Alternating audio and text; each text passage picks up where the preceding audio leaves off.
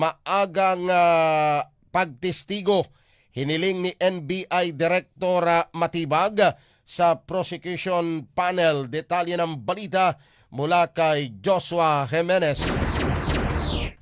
Yes, Vic, magandang umaga. Hiniling ni National Bureau of Investigation Director Melvin Matibag sa House Prosecution Panel na may schedule ng mas maaga ang kanyang pagtestigo sa impeachment trial ni Vice President Sara Duterte para hindi maantala ang paglilitis.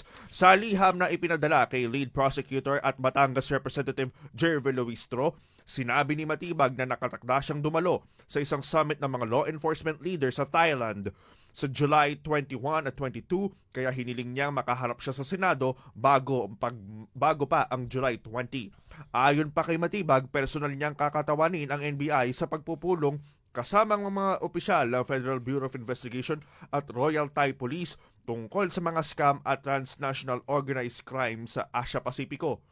At dahil dito, hiniling niyang mauna ang kanyang testimonya upang hindi maapektuhan ang takbo ng impeachment proceedings.